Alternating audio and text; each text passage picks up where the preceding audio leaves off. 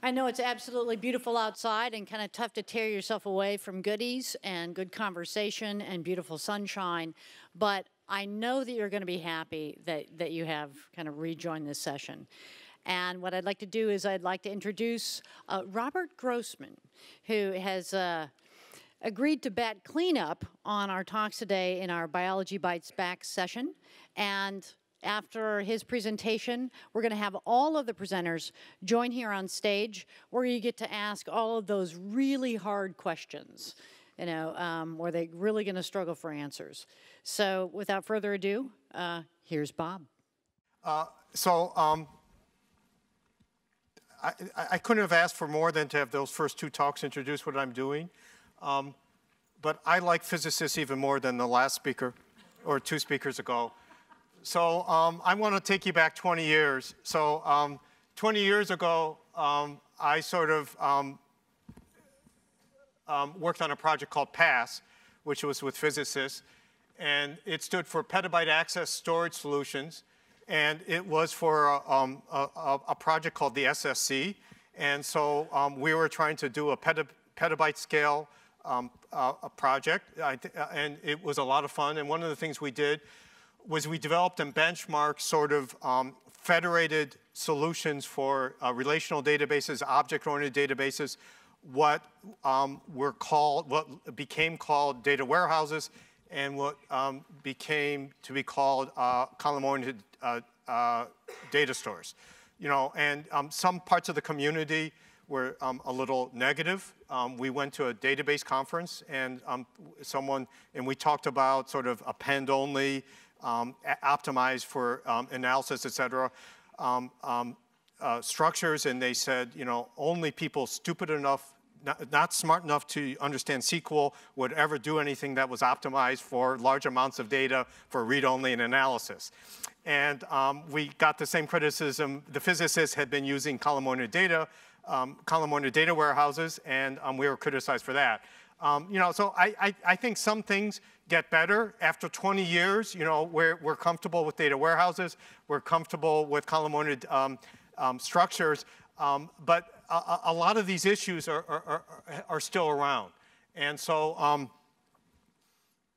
you know, this is, I like to think that there was a spreadsheet error. And, you know, the SSC was supposed to only cost $1 billion, but they had a spreadsheet error and it cost $10 billion. So it was canceled. But the cancellation of that project, you know, spread out a bunch of knowledge about how to do big data science. It was before it was called big data. And, you know, a lot of the key ideas have been around for at least 20 years. And if you want to sort of do a benchmark of where you are, you know, we were trying to plan sort of the research infrastructure 20 years ago for, you know, a large data center could hold about 1 terabyte of data, and people estimated there was about 1,000 times more data than that in the world, so about a petabyte. About 10 years later, around 2000, if you ask the same question, you know, people can manage a petabyte, and they assume there was about an exabyte of data out there. And about 10 years later, in about 2010, 2012, I think we're, you know, we can sort of manage, if, you know, at the scale, an exabyte, and people imagine there's about a zettabyte of data out there. So, you know, that's been a pretty regular transition of how we can work with big data. And so in this talk, I sort of want to sort of look at some of these core ideas in the context of genomics. So what you might think of as a big data science. So this is a graph from Lincoln Stein. This was alluded to in a couple of the other talks. You know, there's sort of three kinds of scientists out there who do data science. One type of data scientist, you know, the data in their field is growing less than Moore's law. It's growing less than the scale at which the disks are growing in capacity. And they can talk about big data science, but if they don't do anything stupid, they can just write Moore's law, just write the growth of disks, and stay in business. And then there are people who are sort of at Moore's law, and they have to be a little smarter. But where we are in genomics, not for very long, but since about 2003, according to this graph, you can, if you can't sleep at night, do your own graph and see where this slope is. But for the last several years, the rate of growth from next-gen sequencing has been steeper than Moore's law. So you sort of have to be smart. And we heard about some of the ways we can be smart from Titus's talk and others, but the whole field has to be smart. So it's good to have a challenge project. So, I started with the SSC as a challenge project, trying to understand what that would look like. When I said I started, I was one of the most junior people that had ever been involved in that project, but it was a great team to be part of. So here's a good challenge project because the numbers work out cleanly. This is a project that the VA has talked about, the NCI has talked about, the PCAST, the President's Council on Science and Technology Advisors have talked about. It's a really easy problem because because it's factors of 10. So take 1 million genomes.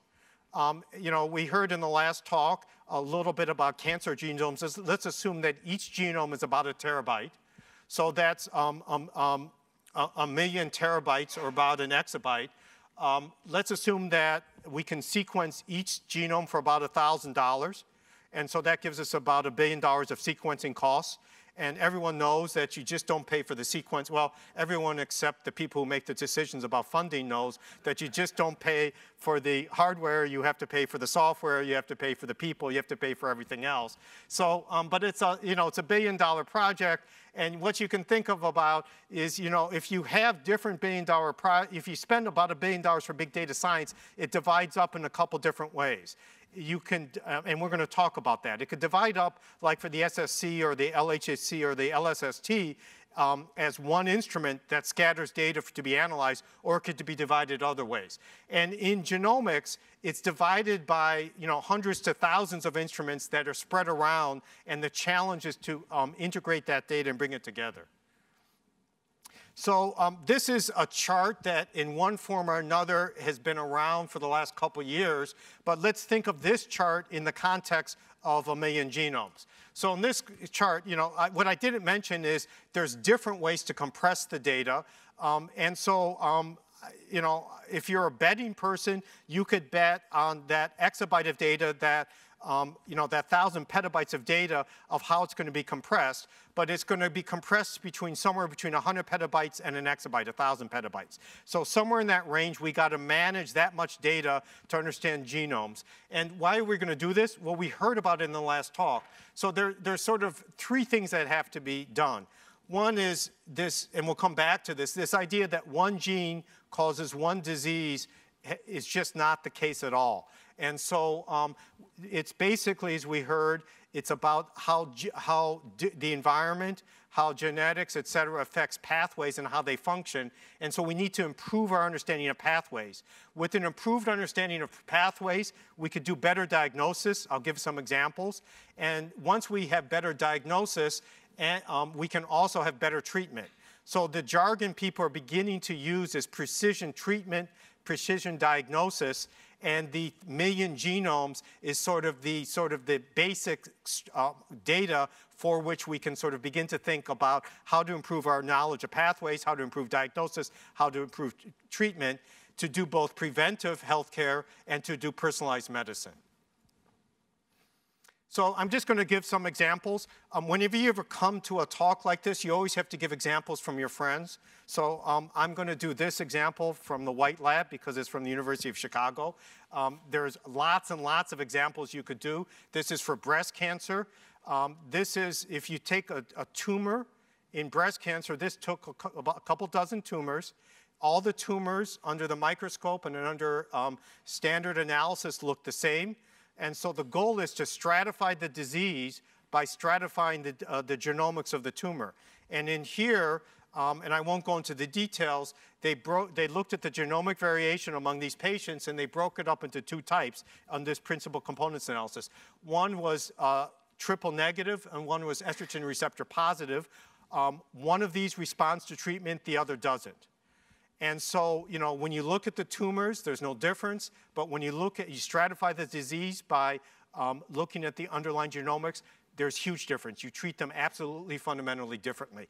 And this is sort of the emerging paradigm that's going to become more and more common. So tumors are complex objects. You don't have to look at the details of this slide. This is from another disease. All you have to remember is when you take the genomic variation of a tumor, you have to be careful about where in the tumor, because different tumors have different clonal populations, and when, because tumors evolve. And so when we talk about sequencing the tumor, we're talking about sequencing a part of the tumor at a particular time. And to do precision diagnosis and precision treatment, we have to, basically have as much data as we can. So why am I telling you this? Well, this is a conference about big data, or a conference about extremely large data. And so, so that you, even for something as simple as a tumor, it's very, very complex. This is, again, a pretty standard slide. And the first couple times you see this, it might be a little confusing. I just want to give you a high-order view of this. The x-axis is how rare or how common the allele, the different genomic variation is. On the right, very common means 10%. On the left, very rare means sort of 0.1%. And so we had hoped at one time, which is a very long time ago, that common diseases could be explained by common variants. That's no longer the case.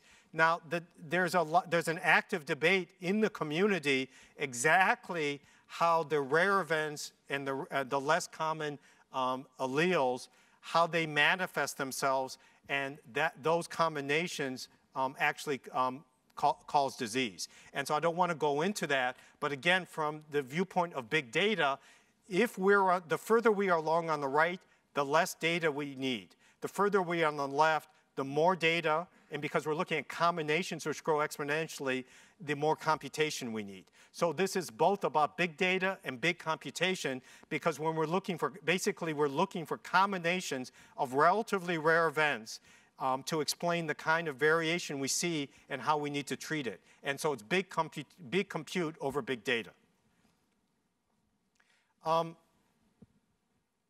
This is from today's New York Times, because things are always changing. This is from is anyone did anyone help write this paper? Yes. Okay, good. I knew one. Do we have anyone else? This is the TCGA. They're releasing a number of papers.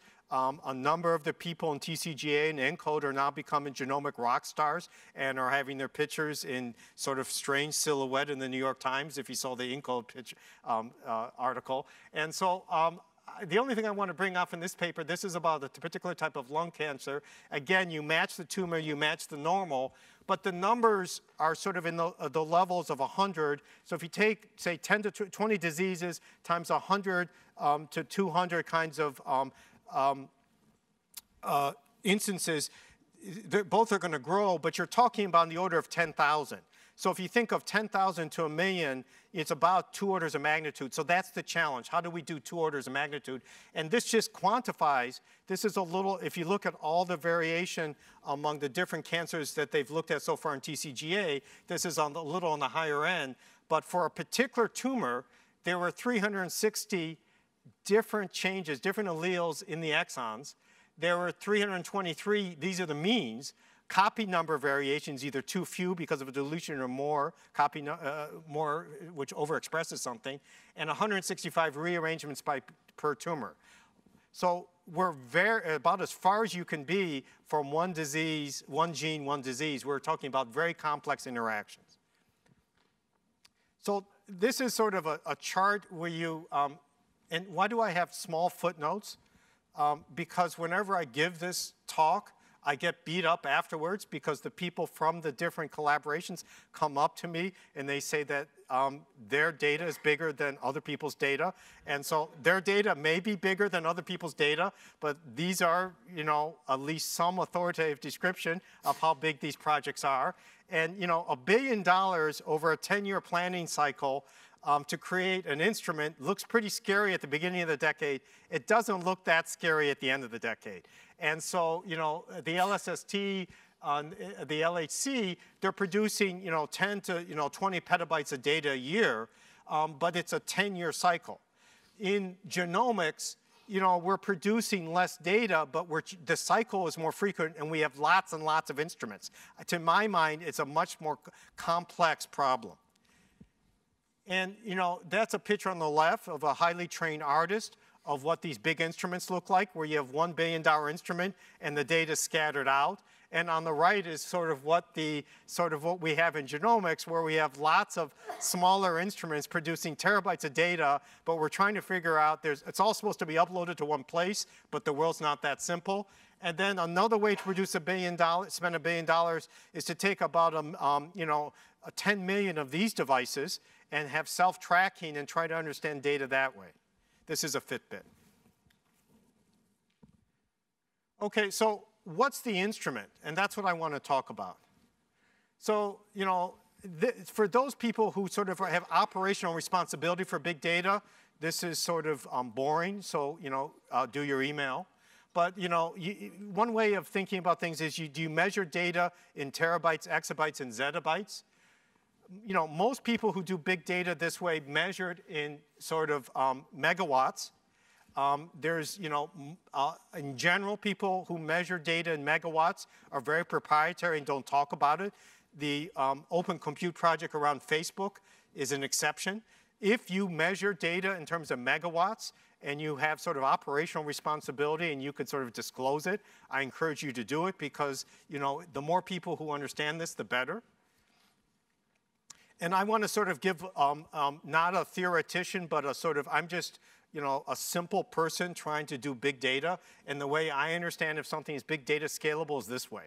So if you buy a rack of equipment, if you buy and put software on a container of equipment, you want, if the software is big data scalable, if the algorithms are big data scalable, then the following property holds. Think of this in terms of search. You know, when you double the amount of something that you're searching for Google or Yahoo or Microsoft, this search should take the same length of time even though there's twice as much data. The way we traditionally have done databases, you know, at a certain limit, something breaks. So I say something's big data scalable if I can continue to add racks and I can, over larger data, do the same computation in the same time. And so this is sort of an instrument to do big data. You know, microscopes do small things, telescopes do far things. You know, if I want to do big data discovery, what's the instrument? One of the things I learned about physicists, you know, I started out as a mathematician, and you know, my instrument was coffee, a pencil, and paper.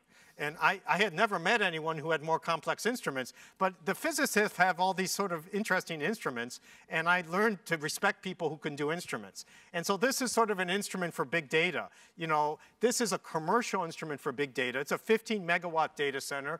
You know, it has hardware, but it has a customer-facing portal, it has accounting, it has billing, it has all sorts of other things.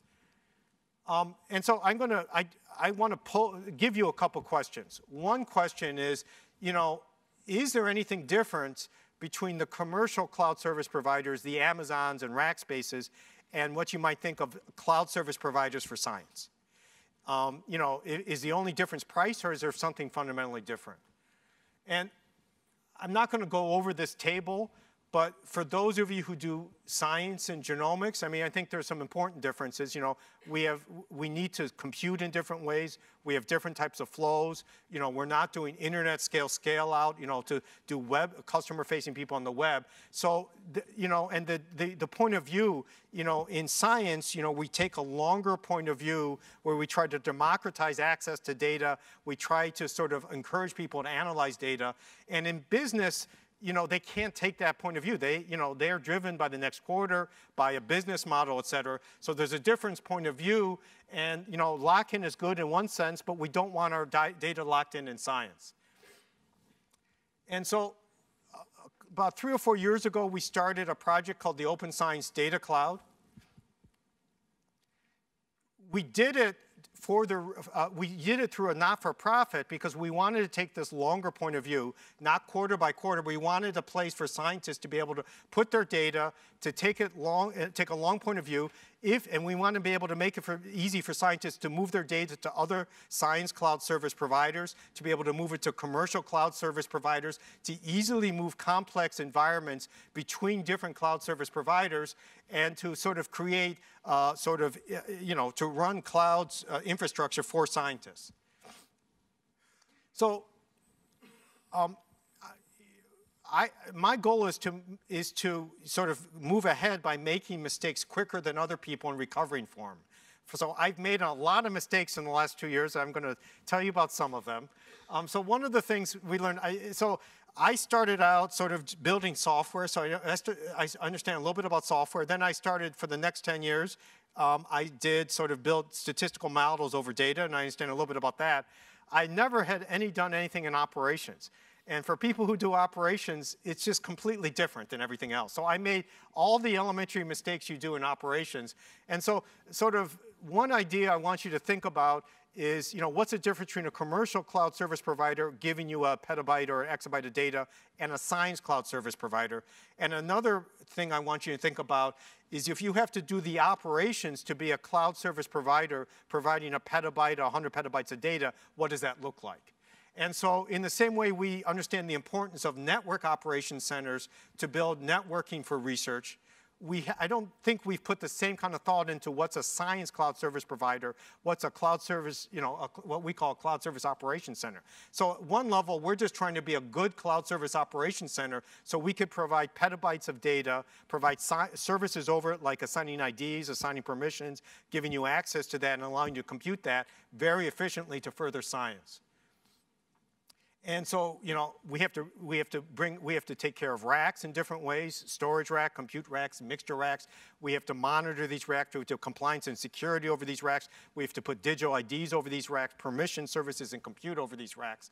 And so this is sort of an analogous diagram scaled down to 1 to 5 megawatts of what a cloud science service provider would look like, what a CSOC, a cloud services operations center might look like, that can manage this, do it in a not-for-profit, and scale. Right now we're at 3 petabytes. We're going to go to 10 petabytes by December, and we think we can sort of manage about 100 petabytes with this sort of architecture, sort of at the 1 to 5 megawatt range.